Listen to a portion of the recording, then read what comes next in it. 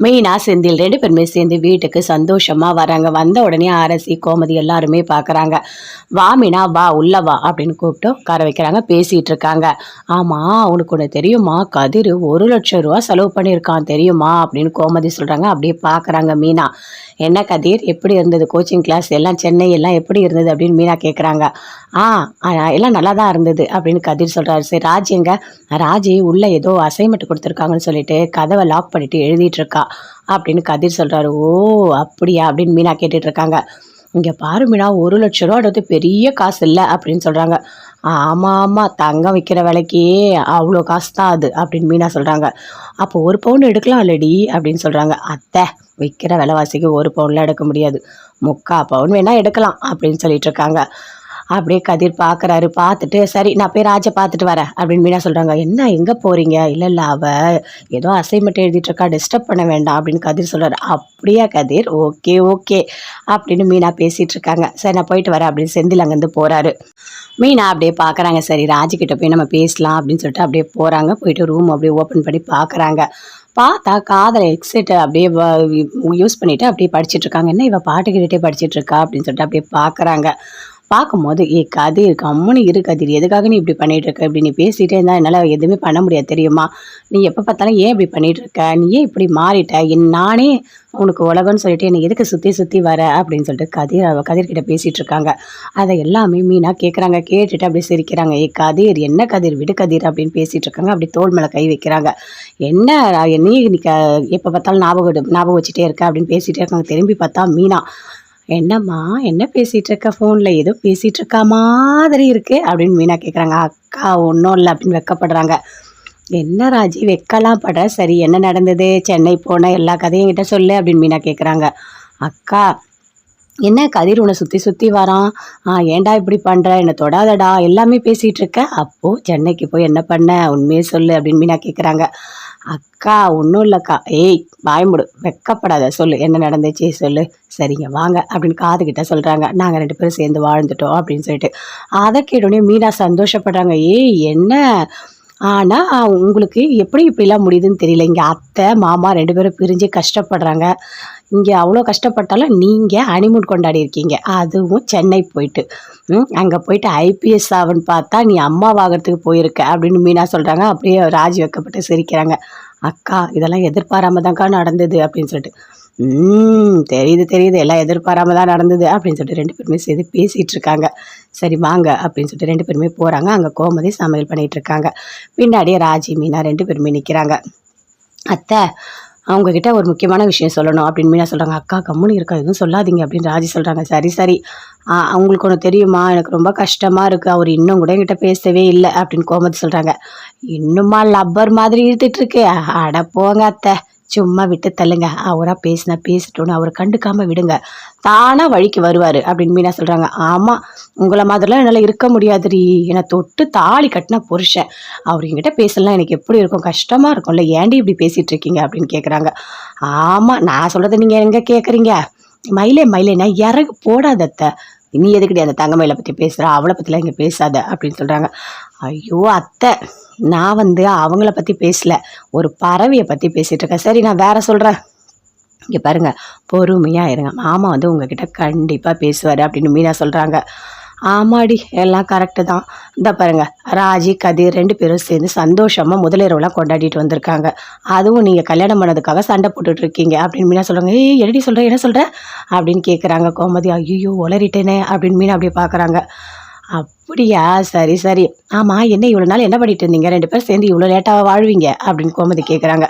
"சரி, நீங்கள் வாழ்ந்தது போதும், சீக்கிரமாக ஒரு பிள்ளைய பெற்று கொடுங்க, ஆளுக்கு ஒன்று ஒன்று கொடுங்க, நான் நல்லபடியாக வளர்த்துறேன், சரியா?" அப்படின்னு சொல்கிறாங்க. "என்னது, நீங்கள் வளர்க்குறதுக்காக நாங்கள் குழந்தை பெற்று கொடுக்கணுமா?" அப்படின்னு மீனா கேட்குறாங்க. "ஆமாடி, அப்போ தாண்டி எங்களுக்கும் காலம் போகும், அதுங்களை நல்லபடியாக முத்தே மணியே கண்ணேன்னு நாங்கள் கொஞ்சம் அதை வளர்ப்போம்" அப்படின்னு கோமதி சொல்கிறாங்க. ராஜி கிளாஸ்க்கு கிளம்புறாங்க. ரெடியாகி அப்படியே இருக்காங்க. அங்கேருந்து வராரு கதிர். பார்த்தோன்னே, ராஜி, இந்த சுடிதார் உனக்கு சூப்பராக இருக்குது" அப்படின்னு சொல்கிறாரு. "உண்மையாவா, நல்லா இருக்கா?" அப்படின்னு சொல்கிறாங்க. "ஆமாம் ஆமாம், நல்லா இருக்குது" அப்படின்னு கதிர் சொல்லிட்டு இருக்காரு. "கதிர், என்னன்னே தெரியல கதிர், நான் ரொம்ப ரொம்ப சந்தோஷமாக இருக்கேன்" அப்படின்னு சொல்கிறாங்க. "அப்படியா?" அப்படின்னு கதிர் கேட்குறாரு. "என்ன அப்படியான்னு கேட்குற? என் மனசுக்குள்ளே எவ்வளோ சந்தோஷம் இருக்குது தெரியுமா? ஆ அதுக்கு என்ன காரணம்னு எனக்கு தெரியும் அப்படின்னு கதிர் சொல்றாரு. என்ன காரணம்? இன்னைக்கு நீ கிளாஸ்க்கு போக போற. அதனால ரொம்ப சந்தோஷமா இருக்க. சீக்கிரமாவே நீ ஐபிஎஸ் ஆயிடுவ அப்படின்னு சொல்றாரு. அத கேட்டோனே அதுவும் ஒரு காரணம் தான். ஆனா இன்னொரு காரணமும் இருக்கு அப்படின்னு ராஜி சொல்றாங்க. என்ன என்ன காரணம் சொல்லு அப்படின்னு கதிர் கிட்ட கேட்குறாங்க. கதிர் அப்படியே பார்க்குறாரு. தெரியல எனக்கு அப்படின்னு சொல்றாரு. இங்க பாரு, நீ வந்து என் கூட சேர்ந்து வாழ்ந்தது எப்பவுமே உன் ஞாபகமாவே எனக்கு இருக்கு அப்படின்னு சொல்றாங்க. அத கேட்டோனே அப்படியே கதிர் வந்து வெட்கப்படுறாரு. 2 பேருமே சேர்ந்து அப்படியே ரொமான்ஸ் பண்ணிட்டு இருக்காங்க. வீட்ல இருக்காங்க தங்கமயில். வீட்ல இருக்கும்போது அப்படியே அழுதுகிட்டே இருக்காங்க. என்ன நம்ம வாழ்க்கை இப்படி ஆயிடுச்சு, என்ன பண்றதுன்னு தெரியலையே அப்படின்னு சொல்லிட்டு. சரி, அம்மா சாப்பாடு போட மாட்டேன். எப்ப பார்த்தாலும் ஏதாவது ஒரு பிரச்சனை பண்ணிட்டே இருக்காங்க. இங்க காசு இல்லல்ல, அதனால தான் ரொம்ப கஷ்டப்பட்டுட்டு இருக்காங்க. நம்ம வீட்ல இருக்கிறதுக்கு பதில் ஏதாவது ஒரு வேலைக்கு போலாம். அதுல வர வருமானத்த அம்மா கிட்ட குடுக்கலாம். கண்டிப்பா அவங்க நம்மள திட்டாம சாப்பாடு போடுவாங்க அப்படின்னு அப்படி யோசிக்கிறாங்க. அவங்க ஃப்ரெண்டுக்கு ஃபோன் பண்றாங்க. ஆனா எடுக்கவே இல்ல. என்ன இவ எடுக்கவே மாட்றா அப்படின்னு மறுபடியும் ட்ரை பண்றாங்க. போட்டுட்டு அவங்க ஃப்ரெண்டோட நம்பர கேட்டு வாங்குறாங்க. வாங்கிட்டு கால் பண்ணா அவங்களும் எடுக்கல. என்ன எப்படி பேசுறது அப்படின்னு அப்படி தங்கமயில் யோசிச்சுட்டே இருக்காங்க. சரி மெசேஜாவது போடலாம். இங்க பாருடி, நான் தான் உன்னோட ஃப்ரெண்டு. 10th வரைக்கும் நான் உன் கூட படிச்சேன். ஞாபகம் இருக்கா? என் பேர் தங்கமயில் அப்படின்னு மெசேஜ் போடுறாங்க. கடவுளே! எப்படியாவது அவ பார்க்கணும். பார்த்துட்டு ஒரு நல்ல வேலை கிடைக்கணும். நம்ம போயிடணும். அம்மாக்கு எந்த காரணத்துக்கு கூட ஒரு கஷ்டத்த நம்ம குடுத்துறவே கூடாது அப்படின்னு சொல்லிட்டு அப்படி யோசிச்சுட்டு இருக்காங்க. மீனா அப்படியே வராங்க. வந்தவுடனே செந்தில் 2 பேருமே சேர்ந்து பேசிட்டு வராங்க. பேசிக்கிட்டே வரும்போது மீனா சொல்றாங்க, "என்னங்க, இங்க பாருங்க நமக்கு குழந்தை பொறந்தா நல்லா தானே இருக்கும்." அப்படின்னு மீனா கேட்குறாங்க. அத கேட்டோனே அப்படியே செந்தில் ஷாக் ஆகுறாரு. என்ன மீனா சொல்ற? என்ன மீனா சொல்ற? அப்படிலாம் ஒரு விஷயம் நடக்கவே நடக்காது அப்படின்னு சொல்றாரு. அப்படியே முறைக்கிறாங்க மீனா. என்னடி என்ன முறைக்கிற? இங்க பாரு, இப்பவே நீ பால் வாங்கிட்டு வா, காய் வாங்கிட்டு வான்னு போட்டு என்ன கொடுமைப்படுத்தி எடுக்குற. இன்னும் குழந்தை பொறந்துட்டா டைப்பர் வாங்கிட்டு வா, எனக்கு இத வாங்கிட்டு வா, அத வாங்கிட்டு வா, குழந்தை ஆய் போயிடுச்சு வாஷ் பண்ணு. என்ன போட்டு நீ படுத்தி எடுத்துருவடி. அதனால பொறுமையா நம்ம குழந்தை பெத்துக்கலாம். ஒண்ணும் அவசரம் இல்ல. புரியுதா? அப்படின்னு செந்தில் சொல்றாரு. அப்படியே மீனா பார்க்குறாங்க. எதுவுமே பேசவே இல்ல. இல்ல திடீர்னு என்ன குழந்தை மேல உனக்கு ஆசை? அப்படின்னு செந்தில் கேட்குறாரு. ஒன்றும் இல்லைங்க. இன்னைக்கு நம்ம அத்தை வீட்டுக்கு போனோம்ல, அப்ப அத்தை தான் சொன்னாங்க. நீங்க பேரனோ, பேத்தியோ பெத்து என்கிட்ட குடுத்துருங்க. நான் வளர்த்து குடுத்துர்றேன் அப்படின்னு சொன்னாங்க. அதனால தான் நான் கேட்டேன் அப்படின்னு மீனா சொல்றாங்க. இங்க பாரு மீனா, அப்படிலாம் பண்ணக்கூடாது. ஒரு வண்டி இல்லாம நாம 2 பேர் நடந்து போறோம். சரி ஓகே. ஒரு குழந்தை பொறந்தா, அந்த குழந்தையும் அப்படியே கூட்டிட்டு நடக்க முடியுமா? அதெல்லாம் வேலைக்கே ஆகாது. முதல்ல லைஃப்ல செட்டில் ஆகணும். ஒரு வண்டி வாங்கணும். எல்லாமே நடக்கணும். அதுக்கப்புறம் தான் நம்ம குழந்தை பத்தி யோசிக்கணும் அப்படின்னு சொல்றாரு. சரிங்க. நீங்க சொல்றபடியே நடந்துக்கலாம் அப்படின்னு மீனா அப்படியே மனசுக்குள்ளேயே நினைக்கிறாங்க. குழந்தலாம் பொறக்கும்போது தான் பொறக்கணும். நம்ம இஷ்டத்துக்கு தள்ளி போறதுக்கு அது கடவுள் குடுக்குற வரம். இவர் ஏன் தான் இப்படி இருக்காரோ? நம்ம எதிர்த்து பேசினா அது வேற சண்டை போடுறோன்னு சொல்லிட்டு தேவையில்லாத பேசிட்டு இருப்பாரு. அப்படின்னு சொல்லிட்டு மீனா மனசுலயே நினைச்சிட்டு வராங்க. செந்தில் அப்படியே பார்க்குறாரு. "என்ன மீனா ஏதோ யோசிச்சுட்டு வரேன். என்ன மனசுக்குள்ளேயே திட்டுறியா?" அப்படின்னு கேட்குறாரு. "ஐய்யய்யோ! உங்கள ஏங்க நான் திட்ட போறேன். அதெல்லாம் ஒண்ணும் இல்ல. இங்க பாரு, நீ இதுவரைக்கும் பண்ணதெல்லாம் விட்டுரு. ஆனா இனிமே தங்கமயில் வீட்டுக்கு போகவே கூடாது." அப்படின்னு சொல்றாரு. தங்கமயிலோட நீ பேசவே கூடாதுன்னு சொல்றாரு. "இல்லங்க அப்படிலாம் நான் ஒண்ணும் இல்ல. ஆனா அவங்க அம்மா இவ்ளோ மோசமா நடந்துக்கிறாங்க." அப்படின்னு மீனா சொல்றாங்க. "அவங்க அப்படிதான் நடந்துப்பாங்க. நமக்கு அவங்க கதையே தேவையில்ல. அண்ணனோட வாழ்க்கை தான் முக்கியம்." அப்படின்னு சொல்றாரு. "சரிங்க, இனிமே நான் பேச மாட்டேன்." அப்படின்னு தங்கமயில் அப்படியே மனசுக்குள்ளேயே நினைக்கிறாங்க. சரவணன் ரூம்ல இருக்காரு. அங்கேருந்து ஃபோன் பண்றாங்க அஞ்சலி. அட்டெண்ட் பண்ணி பேசுறாரு. "என்ன சரவணா, ஃப்ரீயா இருக்கியா? உன்கிட்ட பேசலாமா?" அப்படின்னு கேட்குறாங்க. சொல்லு அஞ்சலி, நான் ஃப்ரீயா தான் இருக்கேன்." அப்படின்னு சொல்றாரு. "இல்ல சரவணா, ஏதோ உங்க ஒய்ஃப்‌க்கும் உனக்கும் சண்டைன்னு சொன்ன. அதுக்கப்புறம் எதுவுமே சொல்லவே இல்ல." அப்படின்னு கேட்குறாங்க. "இங்க பாரு, அத பத்தி பேசாத. நான் ரொம்ப கோவப்படுவேன்." அப்படின்றாரு. "சரி, சரி, சரி. சரவணா, உனக்கு சொல்ல விருப்பம் இல்லன்னா நீ எதுவுமே சொல்ல வேண்டாம்." அப்படின்னு சொல்றாங்க. "இல்ல அஞ்சலி, உன்கிட்ட சொன்னா நல்லா இருக்கும்னு தோணுது. இரு, என் மனசுல என்ன இருக்கோ அத அப்படியே நான் சொல்றேன்." "அஞ்சலி, இங்க பாரு, நான் தங்கமயில கல்யாணம் பண்ணேன். ஆனா அவ நெறைய பொய் சொல்லியிருக்கா. ஏற்கனவே என்ன விட 2 வயசு பெரியவ. அது மட்டும் இல்ல தெரியுமா? அவ வந்து நான் டிகிரி முடிச்சிருக்கேன், 2 டிகிரி முடிச்சிருக்கேன், எம்ஏ பண்ணியிருக்கேன் என்னென்னவோ சொன்னா. ஆனா அது எல்லாமே பொய். அவ 10th தான் படிச்சிருக்கா. பொய் சொல்லி என்ன கல்யாணம் பண்ணிட்டு என்ன போட்டு ரொம்ப படுத்தி எடுத்துட்டா. இனிமே அவ கூட வாழற எண்ணமே எனக்கு இல்ல." அப்படின்னு சரவணன் சொல்றாரு.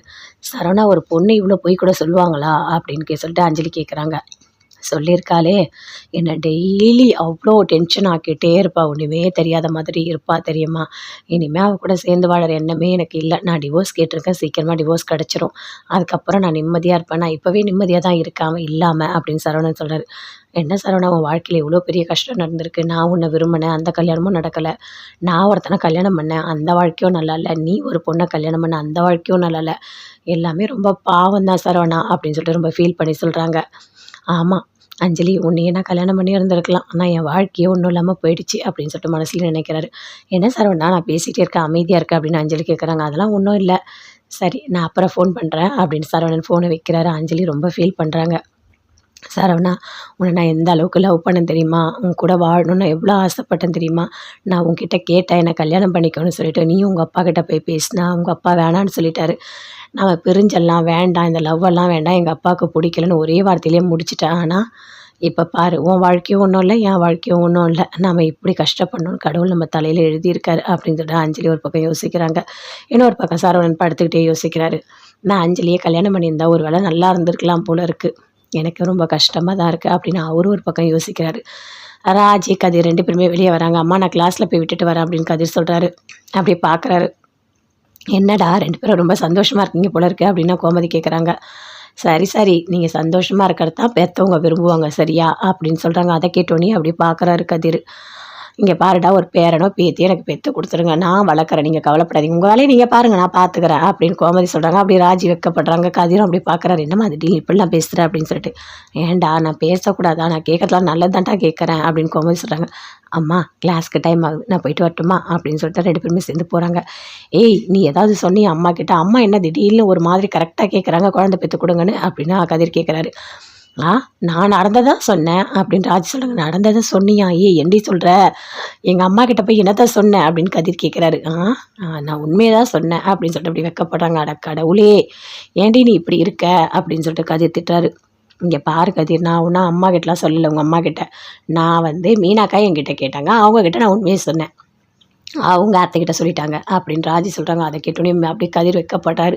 ஐயோ கடவுளே, வா ராஜி வா, போய் ஃபஸ்ட்டு கிளாஸ் அட்டன் பண்ணு, கவனம்லாம் கிளாஸ்லேயே இருக்கட்டும் சரியா, நல்லா கவனி, படிக்கிறதுல ஃபஸ்ட்டு இரு, அப்போ தான் உன்னால் ஐபிஎஸ் ஆக முடியும், மற்ற எதை பற்றி நீ யோசிக்கக்கூடாது அப்படின்னு கதிர் சொல்கிறாரு. அது எப்படி கதிர் யோசிக்காமல் இருக்க முடியும், மைண்டை ஃபுல்லாக ஏதோ விஷயம் ஓடிட்டே இருக்குது அப்படின்னு ராஜி சொல்கிறாங்க. ராஜி ஃபஸ்ட்டு குறிக்கோள் நம்ம என்ன படிக்கிறோமோ அதில் தான் கான்சன்ட்ரேஷன் பண்ணணும், சும்மா டைம் கிடைக்கும் போது மற்றதை யோசிக்கணும், புரியுதா அப்படின்னு கதிர் சொல்கிறார். சரி கதிர் ஓகே ஓகே சரி கிளாஸ் முடிஞ்சோடனே நானே வந்து உன்னை கூட்டிகிட்டு போகிறேன் அப்படின்னு கதிர் சொல்கிறார். வேணாம் நானே வந்துக்கிறேன் நீ போ அப்படின்னு சொல்லிட்டு ராஜி அப்படியே உள்ளே போகிறாங்க. பாய் சொல்லிட்டு அப்படியே போகிறாங்க. திரும்பி கதிரியே பார்க்குறாங்க. சரி ஈவினிங் நாமளே வந்து ராஜியை பிக்கப் பண்ணிட்டு போயிடலாம் அப்படின்னு சொல்லிட்டு கதிர் அப்படியே ராஜியே பார்த்துட்டு மீனா செந்தில் 2 பேருமே சேர்ந்து வீட்டுக்கு சந்தோஷமா வராங்க. வந்த உடனே அரசி கோமதி எல்லாருமே பார்க்குறாங்க. வா மீனா வா உள்ள வா அப்படின்னு கூப்பிட்டு உட்கார வைக்கிறாங்க. பேசிகிட்டு இருக்காங்க. ஆமாம் உனக்கு ஒன்று தெரியுமா, கதிர் 1,00,000 ரூபா செலவு பண்ணியிருக்கான் தெரியுமா அப்படின்னு கோமதி சொல்கிறாங்க. அப்படியே பார்க்குறாங்க மீனா. என்ன கதிர் எப்படி இருந்தது கோச்சிங் கிளாஸ் எல்லாம், சென்னை எல்லாம் எப்படி இருந்தது அப்படின்னு மீனா கேட்குறாங்க. எல்லாம் நல்லா தான் இருந்தது அப்படின்னு கதிர் சொல்கிறாரு. சரி ராஜி எங்க, ராஜி உள்ளே ஏதோ அசைன்மெண்ட் கொடுத்துருக்காங்கன்னு சொல்லிட்டு கதவை லாக் பண்ணிட்டு எழுதிட்டு இருக்கா அப்படின்னு கதிர் சொல்கிறாரு. ஓ அப்படியா அப்படின்னு மீனா கேட்டுட்டு இருக்காங்க. இங்கே பாரு மீனா 1,00,000 ரூபா அடுத்து பெரிய காசு இல்லை அப்படின்னு சொல்கிறாங்க. ஆமாம் தங்கம் விற்கிற விலைக்கே அவ்வளோ காசு தான் அது அப்படின்னு மீனா சொல்கிறாங்க. அப்போ 1 பவுன் எடுக்கலாம் இல்லடி அப்படின்னு சொல்கிறாங்க. அத்தை விற்கிற விலைவாசிக்கு 1 பவுன்லாம் எடுக்க முடியாது, 3/4 பவுன் வேணால் எடுக்கலாம் அப்படின்னு சொல்லிட்டு இருக்காங்க. அப்படியே கதிர் பார்க்குறாரு. பார்த்துட்டு சரி நான் போய் ராஜை பார்த்துட்டு வரேன் அப்படின்னு மீனா சொல்கிறாங்க. என்ன எங்கே போகிறீங்க, இல்லை அவள் ஏதோ அசைன்மெண்ட் எழுதிட்டு இருக்கா, டிஸ்டர்ப் பண்ண வேண்டாம் அப்படின்னு கதிர் சொல்கிறாரு. அப்படியா கதிர், ஓகே அப்படின்னு மீனா பேசிகிட்டு இருக்காங்க. சரி நான் போயிட்டு வரேன் அப்படின்னு செந்தில் அங்கேருந்து போகிறாரு. மீனா அப்படியே பார்க்குறாங்க. சரி ராஜிக்கிட்ட போய் நம்ம பேசலாம் அப்படின்னு சொல்லிட்டு அப்படியே போகிறாங்க. போயிட்டு ரூம் அப்படியே ஓப்பன் பண்ணி பார்க்குறாங்க. பார்த்தா காதில் ஹெட்செட் அப்படியே யூஸ் பண்ணிவிட்டு அப்படியே படிச்சுட்டு இருக்காங்க. என்ன இவள் பாட்டு கேட்டுகிட்டே படிச்சுட்டு இருக்கா அப்படின்னு சொல்லிட்டு அப்படியே பார்க்குறாங்க. பார்க்கும்போது கதிர் கம்முன்னு இரு கதிர், எதுக்காக நீ இப்படி பண்ணிகிட்டு இருக்க, இப்படி நீ பேசிகிட்டே இருந்தால் என்னால் எதுவுமே பண்ண முடியாது தெரியுமா, நீ எப்போ பார்த்தாலும் ஏன் இப்படி பண்ணிகிட்டு இருக்க, நீ ஏன் இப்படி மாறிட்ட, நானே உனக்கு உலகம்னு சொல்லிட்டு என்னை எதுக்கு சுற்றி வர அப்படின்னு சொல்லிட்டு கதிர்கிட்ட பேசிகிட்டு இருக்காங்க. அதை எல்லாமே மீனா கேட்குறாங்க. கேட்டுட்டு அப்படியே சிரிக்கிறாங்க. கதிர் என்ன கதிர் விடு கதிர் அப்படின்னு பேசிகிட்டு இருக்காங்க. அப்படி தோள் மேலே கை வைக்கிறாங்க. என்ன நீ எப்போ பார்த்தாலும் ஞாபகம் வச்சுட்டே இருக்க அப்படின்னு பேசிகிட்டே இருக்காங்க. திரும்பி பார்த்தா மீனா, என்னம்மா என்ன பேசிகிட்டு இருக்க, ஃபோனில் ஏதோ பேசிகிட்டு இருக்கா மாதிரி இருக்கு அப்படின்னு மீனா கேட்குறாங்க. அக்கா ஒன்றும் இல்லை அப்படின்னு வெக்கப்படுறாங்க. என்ன ராஜி வெக்கலாம் படுற, சரி என்ன நடந்தது, சென்னை போன எல்லா கதையும் என்கிட்ட சொல்லு அப்படின்னு மீனா கேட்குறாங்க. அக்கா என்ன கதிர் உன்னை சுற்றி வரான், ஏன்டா இப்படி பண்ணுற, என்னை தொடாதடா எல்லாமே பேசிகிட்டு இருக்க, அப்போது சென்னைக்கு போய் என்ன பண்ண உண்மையே சொல்லு அப்படின்னு மீனா கேட்குறாங்க.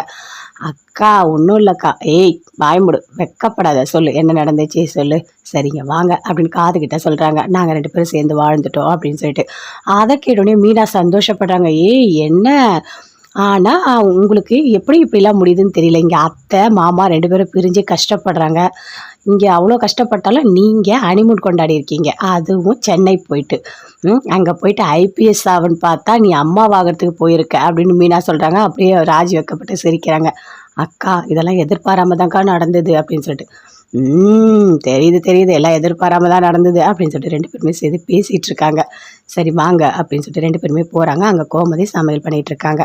பின்னாடியே ராஜி மீனா 2 பேருமே நிற்கிறாங்க. அத்தை அவங்கக்கிட்ட ஒரு முக்கியமான விஷயம் சொல்லணும் அப்படின்னு மீனா சொல்கிறாங்க. அக்கா கம்முன்னு இருக்கா, எதுவும் சொல்லாதீங்க அப்படின்னு ராஜி சொல்கிறாங்க. சரி சரி, அவங்களுக்கு ஒன்று தெரியுமா, எனக்கு ரொம்ப கஷ்டமாக இருக்குது, அவர் இன்னும் கூட என்கிட்ட பேசவே இல்லை அப்படின்னு கோமதி சொல்கிறாங்க. இன்னுமா லப்பர் மாதிரி இழுத்துட்ருக்கு, அட போங்க அத்தை, சும்மா விட்டு தள்ளுங்க, அவராக பேசினா பேசிட்டோன்னு அவரை கண்டுக்காமல் விடுங்க, தானாக வழிக்கு வருவார் அப்படின்னு மீனா சொல்கிறாங்க. ஆமாம், உங்களை மாதிரிலாம் என்னால் இருக்க முடியாதுரி, என்னை தொட்டு தாலி கட்டின புருஷன், அவர் என்கிட்ட பேசலாம் எனக்கு எப்படி இருக்கும், கஷ்டமாக இருக்கும்ல, ஏன்டி இப்படி பேசிகிட்டு இருக்கீங்க அப்படின்னு கேட்குறாங்க. ஆமாம், நான் சொல்கிறத நீங்கள் எங்கே கேட்குறீங்க, மயிலே மயிலே நான் இறகு போடாதத்த, நீ எதுக்கிட்டே அந்த தங்கமயிலை பற்றி பேசுகிற, அவளை பற்றிலாம் இங்கே பேசாத அப்படின்னு சொல்கிறாங்க. ஐயோ அத்தை, நான் அவங்கள பற்றி பேசல, ஒரு பறவையை பற்றி பேசிகிட்டு இருக்கேன். சரி நான் வேற சொல்கிறேன், இங்கே பாருங்க பொறுமையாக இருங்க, மாமா உங்ககிட்ட கண்டிப்பாக பேசுவார் அப்படின்னு மீனா சொல்கிறாங்க. ஆமாடி எல்லாம் கரெக்டு தான், இந்த பாருங்க ராஜி கதிர் 2 பேரும் சேர்ந்து சந்தோஷமாக முதலிரவுலாம் கொண்டாடிட்டு வந்திருக்காங்க, அதுவும் நீங்கள் கல்யாணம் பண்ணதுக்காக சண்டை போட்டுட்ருக்கீங்க அப்படின்னு மீனா சொல்கிறாங்க. ஏய் என்னடி சொல்கிறேன், என்ன சொல்கிறேன் அப்படின்னு கேட்குறாங்க கோமதி. ஐயோ உளறிட்டேனே அப்படின்னு மீனா அப்படியே பார்க்குறாங்க. அப்படியா, சரி சரி, ஆமாம் என்ன இவ்வளோ நாள் என்ன பண்ணிட்டு இருந்தீங்க, 2 பேரும் சேர்ந்து இவ்வளோ லேட்டாக வாழ்வீங்க அப்படின்னு கோமதி கேட்குறாங்க. சரி நீங்கள் வாழ்ந்தது போதும், சீக்கிரமாக ஒரு பிள்ளைய பெற்று கொடுங்க, ஆளுக்கு ஒன்று ஒன்று கொடுங்க, நான் நல்லபடியாக வளர்த்துறேன் சரியா அப்படின்னு சொல்கிறாங்க. என்னது நீங்கள் வளர்க்குறதுக்காக நாங்கள் குழந்தை பெற்று கொடுக்கணுமா அப்படின்னு மீனா கேட்குறாங்க. ஆமாடி, அப்போ தாண்டி எங்களுக்கும் காலம் போவோம், அதுங்களை நல்லபடியாக முத்தே மணியே கண்ணேன்னு நாங்கள் கொஞ்சம் அதை வளர்ப்போம் அப்படின்னு கோமதி சொல்கிறாங்க. ராஜி கிளாஸ்க்கு கிளம்புறாங்க, ரெடியாகி அப்படியே இருக்காங்க. அங்கேருந்து வராரு கதிர். பார்த்தோன்னே ஏ ராஜி இந்த சுடிதார் உனக்கு சூப்பராக இருக்குது அப்படின்னு சொல்கிறாரு. உண்மையாவா, நல்லா இருக்கா அப்படின்னு சொல்கிறாங்க. ஆமாம் ஆமாம் நல்லா இருக்குது அப்படின்னு கதிர் சொல்லிட்டு இருக்காரு. கதிர் என்னன்னே தெரியல கதிர், நான் ரொம்ப ரொம்ப சந்தோஷமாக இருக்கேன் அப்படின்னு சொல்கிறாங்க. அப்படியா அப்படின்னு கதிர் கேட்குறாரு. என்ன அப்படியான்னு கேட்குற, என் மனசுக்குள்ளே எவ்வளோ சந்தோஷம் இருக்குது தெரியுமா, அதுக்கு என்ன காரணம்னு எனக்கு தெரியும் அப்படின்னு கதிர் சொல்கிறாரு. என்ன காரணம், இன்னைக்கு நீ கிளாஸ்க்கு போக போகிற, அதனால் ரொம்ப சந்தோஷமாக இருக்க, சீக்கிரமாகவே நீ ஐபிஎஸ் ஆகிடுவ அப்படின்னு சொல்கிறாரு. அதை கேட்டோன்னே அதுவும் ஒரு காரணம்தான், ஆனால் இன்னொரு காரணமும் இருக்குது அப்படின்னு ராஜி சொல்கிறாங்க. என்ன என்ன காரணம் சொல்லு அப்படின்னு கதிர்கிட்ட கேட்குறாங்க. கதிர் அப்படியே பார்க்குறாரு. தெரியல எனக்கு அப்படின்னு சொல்கிறாரு. இங்கே பாரு, நீ என் கூட சேர்ந்து வாழ்ந்தது எப்போவுமே உன் ஞாபகமாகவே எனக்கு இருக்குது அப்படின்னு சொல்கிறாங்க. அதை கேட்டோன்னே அப்படியே கதிர் வெக்கப்படுறாரு. 2 பேருமே சேர்ந்து அப்படியே ரொமான்ஸ் பண்ணிகிட்டு இருக்காங்க. வீட்டில் இருக்காங்க தங்கமயில். வீட்டில் இருக்கும்போது அப்படியே அழுதுகிட்டே இருக்காங்க. என்ன நம்ம வாழ்க்கை இப்படி ஆயிடுச்சு, என்ன படுறதுன்னு தெரியலையே அப்படின்னு சொல்லிட்டு. சரி அம்மா சாப்பாடு போட மாட்டேன், எப்போ பார்த்தாலும் ஏதாவது ஒரு பிரச்சனை பண்ணிகிட்டே இருக்காங்க, இங்கே காசு இல்லைல்ல, அதனால தான் ரொம்ப கஷ்டப்பட்டுட்டு இருக்காங்க, நம்ம வீட்டில் இருக்கிறதுக்கு பதில் ஏதாவது ஒரு வேலைக்கு போகலாம், அதில் வர வருமானத்தை அம்மா கிட்ட கொடுக்கலாம், கண்டிப்பாக அவங்க நம்மளை திட்டாமல் சாப்பாடு போடுவாங்க அப்படின்னு அப்படி யோசிக்கிறாங்க. அவங்க ஃப்ரெண்டுக்கு ஃபோன் பண்ணுறாங்க, ஆனால் எடுக்கவே இல்லை. என்ன எடுக்கவே மாட்றா அப்படின்னு மறுபடியும் ட்ரை பண்ணுறாங்க. போட்டுட்டு அவங்க ஃப்ரெண்டோட நம்பரை கேட்டு வாங்குறாங்க. வாங்கிட்டு கால் பண்ணால் அவங்களும் எடுக்கலை. என்ன எப்படி பேசுறது அப்படின்னு அப்படி தங்கமேல் யோசிச்சுட்டே இருக்காங்க. சரி மெசேஜாவது போடலாம். இங்கே பாரடி, நான் தான் உன்னோட ஃப்ரெண்டு, 10th வரைக்கும் நான் உன் கூட படித்தேன், ஞாபகம் இருக்கா, என் பேர் தங்கமயில் அப்படின்னு மெசேஜ் போடுறாங்க. கடவுளே எப்படியாவது அவள் பார்க்கணும், பார்த்துட்டு ஒரு நல்ல வேலை கிடைக்கணும், நம்ம போயிடணும், அம்மாவுக்கு எந்த காரணத்து கூட ஒரு கஷ்டத்தை நம்ம கொடுத்துடவே கூடாது அப்படின்னு சொல்லிட்டு அப்படி யோசிச்சுட்ருக்காங்க.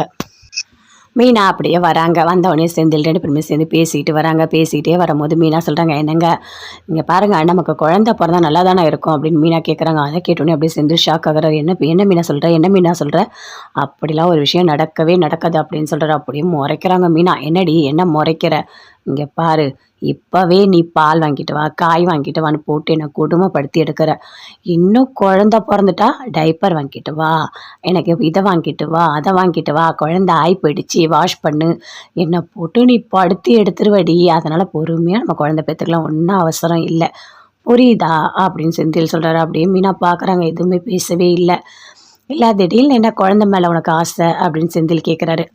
ஒன்றும் இல்லைங்க, இன்றைக்கி நம்ம அத்தை வீட்டுக்கு போகணும்ல, அப்போ அத்தை தான் சொன்னாங்க, நீங்கள் பேரனோ பேத்தியோ பெற்று என்கிட்ட கொடுத்துருங்க, நான் வளர்த்து கொடுத்துட்றேன் அப்படின்னு சொன்னாங்க. அதனால தான் நான் கேட்டேன் அப்படின்னு மீனா சொல்கிறாங்க. இங்கே பாரு மீனா, அப்படிலாம் பண்ணக்கூடாது.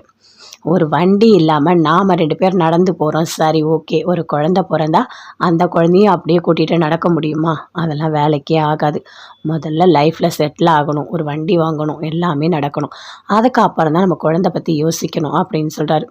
சரிங்க, நீங்கள் சொல்கிறபடியே நான் நடந்துக்கலாம் அப்படின்னு மீனா அப்படியே மனசுக்குள்ளேயே நினைக்கிறாங்க. குழந்தெல்லாம் பிறக்கும் போது தான் பிறக்கணும், நம்ம இஷ்டத்துக்கு தள்ளி போகிறதுக்கு அது கடவுள் கொடுக்குற வரோம். இவர் ஏன்னா இப்படி இருக்காரோ, நம்ம எதிர்த்து பேசினா அது வேறு சண்டை போடுறோன்னு சொல்லிட்டு தேவையில்லாத பேசிகிட்டு இருப்பாரு அப்படின்னு சொல்லிட்டு மீனா நம்ம மனசுலேயே நினச்சிட்டு வராங்க. செந்தில் அப்படி பார்க்குறாரு. என்ன மீனா ஏதோ யோசிச்சுட்டு வரேன், என்ன மனசுக்குள்ளே திட்டுறியா அப்படின்னு கேட்குறாரு. ஐயோ, உங்களை எங்க நான் திட்ட போகிறேன், அதெல்லாம் ஒன்றும் இல்லை. இங்கே பாரு, நீ இது வரைக்கும் பண்ணதெல்லாம் விட்டுரு, ஆனால் இனிமேல் தங்கமயில் வீட்டுக்கு போகவே கூடாது அப்படின்னு சொல்கிறாரு. தங்கமயிலோட நீ பேசவே கூடாதுன்னு சொல்கிறாரு. இல்லைங்க, அப்படிலாம் நான் ஒன்றும் இல்லை, ஆனால் அவங்க அம்மா இவ்வளோ மோசமாக நடந்துக்கிறாங்க அப்படின்னு மீனா சொல்கிறாங்க. அவங்க அப்படி தான் நடந்துப்பாங்க, நமக்கு அவங்க கதையே தேவையில்லை, அண்ணனோட வாழ்க்கை தான் முக்கியம் அப்படின்னு சொல்கிறாரு. சரிங்க, இனிமேல் நான் பேச மாட்டேன் அப்படின்னு தங்கமயில் அப்படியே மனசுக்குள்ளேயே நினைக்கிறாங்க. சரவணன் ரூமில் இருக்கார். அங்கேருந்து ஃபோன் பண்ணுறாங்க. அஞ்சலி அட்டன் பண்ணி பேசுகிறாரு. என்ன சரவணா, ஃப்ரீயாக இருக்கேன், அவங்ககிட்ட பேசலாமா அப்படின்னு கேட்குறாங்க. சொல்லு அஞ்சலி, நான் ஃப்ரீயாக தான் இருக்கேன் அப்படின்னு சொல்கிறாரு. இல்லை சரவணா, ஏதோ உங்கள் ஒய்ஃபுக்கு உனக்கும் சண்டைன்னு சொன்னேன், அதுக்கப்புறம் எதுவுமே சொல்லவே இல்லை அப்படின்னு கேட்குறாங்க. இங்கே பாரு, அதை பற்றி பேசாத, நான் ரொம்ப கோவப்படுவேன் அப்படின்றாரு. சரி சரி சரி சரவணா, உனக்கு சொல்ல விருப்பம் இல்லைன்னா நீ எதுவுமே சொல்ல வேண்டாம் அப்படின்னு சொல்கிறாங்க. இல்லை அஞ்சலி, உங்ககிட்ட சொன்னால் நல்லா இருக்கும்னு தோணுது, இரு, என் மனசில் என்ன இருக்காது அப்படியே நான் சொல்கிறேன். அஞ்சலி, இங்கே பாரு, நான் தங்கமயில கல்யாணம் பண்ணேன், ஆனால் அவன் நிறைய பொய் சொல்லியிருக்கா. ஏற்கனவே என்னை விட 2 வயசு பெரியவ, அது மட்டும் இல்லை தெரியுமா. அவள் நான் டிகிரி முடிச்சிருக்கேன், 2 டிகிரி முடிச்சிருக்கேன், எம்ஏ பண்ணியிருக்கேன், என்னென்னவோ சொன்னான். ஆனால் அது எல்லாமே பொய். அவள் 10th தான் படிச்சிருக்கா. பொய் சொல்லி என்னை கல்யாணம் பண்ணிவிட்டு என்னை போட்டு ரொம்ப படுத்தி எடுத்துட்டா. இனிமேல் அவள் கூட வாழற எண்ணமே எனக்கு இல்லை அப்படின்னு சரவணன் சொல்கிறாரு. சரவணா, ஒரு பொண்ணு இவ்வளோ பொய் கூட சொல்லுவாங்களா அப்படின்னு சொல்லிட்டு அஞ்சலி கேட்குறாங்க. சொல்லியிருக்காளே, என்னை டெய்லி அவ்வளோ டென்ஷன் ஆக்கிட்டே இருப்பா, ஒன்றுமே தெரியாத மாதிரி இருப்பா தெரியுமா. இனிமேல் அவள் கூட சேர்ந்து வாழற எண்ணமே எனக்கு இல்லை. நான் டிவோர்ஸ் கேட்டிருக்கேன், சீக்கிரமாக டிவோர்ஸ் கிடச்சிரும், அதுக்கப்புறம் நான் நிம்மதியாக இருப்பேன். நான் இப்போவே நிம்மதியாக தான் இருக்காமல் இல்லாமல் அப்படின்னு சரவணன் சொல்கிறாரு. என்ன சரவணா, உன் வாழ்க்கையில் எவ்வளோ பெரிய கஷ்டம் நடந்திருக்கு. நான் உன்னை விரும்பினேன், அந்த கல்யாணமும் நடக்கலை. நான் ஒருத்தனை கல்யாணம் பண்ணேன், அந்த வாழ்க்கையும் நல்லா இல்லை. நீ ஒரு பொண்ணை கல்யாணம் பண்ண, அந்த வாழ்க்கையும் நல்லா இல்லை. எல்லாமே ரொம்ப பாவம் தான் சரவணா அப்படின்னு சொல்லிட்டு ரொம்ப ஃபீல் பண்ணி சொல்கிறாங்க. ஆமாம் அஞ்சலி, உன்னையே நான் கல்யாணம் பண்ணி இருந்திருக்கலாம், ஆனால் என் வாழ்க்கையே ஒன்றும் இல்லாமல் போயிடுச்சு அப்படின்னு சொல்லிட்டு மனசில் நினைக்கிறாரு. என்ன சரவணா, நான் பேசிகிட்டே இருக்கேன், அமைதியாக இருக்கேன் அப்படின்னு அஞ்சலி கேட்குறாங்க. அதெல்லாம் ஒன்றும் இல்லை, சரி நான் அப்புறம் ஃபோன் பண்ணுறேன் அப்படின்னு சரவணன் ஃபோனை வைக்கிறாரு. அஞ்சலி ரொம்ப ஃபீல் பண்ணுறாங்க. சரவணா, உன்னை நான் எந்த அளவுக்கு லவ் பண்ணேன் தெரியுமா, உன் கூட வாழணும்னு எவ்வளோ ஆசைப்பட்டேன் தெரியுமா. நான் உன்கிட்ட கேட்டேன் என்னை கல்யாணம் பண்ணிக்கணும்னு சொல்லிட்டு, நீயும் உங்கள் அப்பா கிட்ட போய் பேசினா உங்கள் அப்பா வேணான்னு சொல்லிட்டாரு. நம்ம பிரிஞ்செல்லாம் வேண்டாம், இந்த லவ்வெல்லாம் வேண்டாம், எங்கள் அப்பாவுக்கு பிடிக்கலன்னு ஒரே வார்த்தையிலே முடிச்சிட்டேன். ஆனால் இப்போ பாரு, உன் வாழ்க்கையும் ஒன்றும் இல்லை, என் வாழ்க்கையும் ஒன்றும் இல்லை, நம்ம இப்படி கஷ்டப்படணும்னு கடவுள் நம்ம தலையில் எழுதியிருக்காரு அப்படின்னு சொல்லிட்டு அஞ்சலி ஒரு பக்கம் யோசிக்கிறாங்க. இன்னொரு பக்கம் சரவணன் படுத்துக்கிட்டே யோசிக்கிறாரு. நான் அஞ்சலியை கல்யாணம் பண்ணியிருந்தா ஒரு வேளை நல்லா இருந்திருக்கலாம் போல இருக்குது, எனக்கு ரொம்ப கஷ்டமாக தான் இருக்குது அப்படின்னு அவரும் ஒரு பக்கம் யோசிக்கிறாரு. ராஜி கதிர் 2 பேருமே வெளியே வராங்க. அம்மா, நான் கிளாஸில் போய் விட்டுட்டு வரேன் அப்படின்னு கதிர் சொல்கிறாரு. அப்படியே பார்க்குறாரு. என்னடா 2 பேரும் ரொம்ப சந்தோஷமாக இருக்கீங்க போல இருக்கு அப்படின்னா கோமதி கேட்குறாங்க. சரி சரி, நீங்கள் சந்தோஷமாக இருக்கிறது தான் பெற்றவங்க விரும்புவாங்க சரியா அப்படின்னு சொல்கிறாங்க. அதை கேட்டோன்னே அப்படியே பார்க்குறாரு கதிர். இங்கே பாருடா, ஒரு பேரனோ பேத்தியோ எனக்கு பெற்று கொடுத்துருங்க, நான் வளர்க்குறேன், நீங்கள் கவலைப்படாதீங்க, உங்கள் வேலையை நீங்கள் பாருங்கள், நான் பார்த்துக்கிறேன் அப்படின்னு கோமதி சொல்கிறாங்க. அப்படி ராஜி வைக்கப்படுறாங்க. கதிரும் அப்படி பார்க்குறாரு. என்னம்மா அது டீல் இப்படிலாம் பேசுகிறேன் அப்படின்னு சொல்லிட்டு. ஏன்டா, நான் பேசக்கூடாதா, நான் கேட்கறதுலாம் நல்லதான்டா கேட்குறேன் அப்படின்னு கோமதி சொல்கிறாங்க. அம்மா, கிளாஸ்க்கு டைம் ஆகுது, நான் போயிட்டு வரட்டுமா அப்படின்னு சொல்லிட்டு 2 பேருமே சேர்ந்து போகிறாங்க. ஏய், நீ ஏதாவது சொன்னியா அம்மா கிட்ட, அம்மா என்ன திடீர்னு ஒரு மாதிரி கரெக்டாக கேட்குறாங்க, குழந்தை பெற்று கொடுங்கன்னு அப்படின்னு கதிர் கேட்குறாரு. நான் நடந்ததா சொன்னேன் அப்படின்னு ராஜ் சொல்லுங்க. நடந்ததை சொன்னியா? ஏண்டி சொல்கிற, எங்கள் அம்மா கிட்ட போய் என்னதான் சொன்னேன் அப்படின்னு கதிர் கேட்குறாரு. நான் உண்மையை தான் சொன்னேன் அப்படின்னு சொல்லிட்டு அப்படி வைக்கப்படுறாங்க. அட கடவுளே, ஏண்டி நீ இப்படி இருக்க அப்படின்னு சொல்லிட்டு கதிர் திட்டுறாரு. இங்கே பாரு கதிர், நான் ஒன்றும் அம்மா கிட்டலாம் சொல்லலை, உங்கள் அம்மா கிட்ட நான் மீனாக்கா என்கிட்ட கேட்டாங்க, அவங்கக்கிட்ட நான் உண்மையை சொன்னேன். அவங்க அத்தைக்கிட்ட சொல்லிட்டாங்க அப்படின்னு ராஜி சொல்கிறாங்க. அதை கேட்டோன்னே அப்படியே கதிர் வைக்கப்பட்டார். ஐயோ கடவுளே! வா ராஜி வா, போய் ஃபஸ்ட்டு கிளாஸ் அட்டன் பண்ணு. கவனம்லாம் கிளாஸ்லேயே இருக்கட்டும் சரியா? நல்லா கவனி, படிக்கிறதுல ஃபஸ்ட்டு இரு, அப்போ தான் உன்னால் ஐபிஎஸ் ஆக முடியும். மற்ற எதை பற்றி நீ யோசிக்கக்கூடாது அப்படின்னு கதிர் சொல்கிறாரு. அது எப்படி கதிர் யோசிக்காமல் இருக்க முடியும்? மைண்டை ஃபுல்லாக ஏதோ விஷயம் ஓடிட்டே இருக்குது அப்படின்னு ராஜி சொல்கிறாங்க. ஏ ராஜி, ஃபஸ்ட்டு குறிக்கோள் நம்ம என்ன படிக்கிறோமோ அதில் தான் கான்சன்ட்ரேஷன் பண்ணணும். சும்மா டைம் கிடைக்கும் போது மற்றதை யோசிக்கணும், புரியுதா அப்படின்னு கதிர் சொல்கிறார். சரி கதிர், ஓகே ஓகே, சரி கிளாஸ் முடிஞ்சோடனே நானே வந்து உன்னை கூட்டிகிட்டு போகிறேன் அப்படின்னு கதிர் சொல்கிறார். வேணாம் வேணாம் வேணாம், நானே வந்துக்கிறேன், நீ போ அப்படின்னு சொல்லிட்டு ராஜி அப்படியே உள்ளே போகிறாங்க. பாய் சொல்லிட்டு அப்படியே போகிறாங்க. திரும்பி திரும்பி கதிரியே பார்க்குறாங்க. சரி ஈவினிங் நாமளே வந்து ராஜியை பிக்கப் பண்ணிட்டு போயிடலாம் அப்படின்னு சொல்லிட்டு கதிர் அப்படியே ராஜியே பார்த்துட்டு ரொமான்ஸ் பண்ணுறாரு.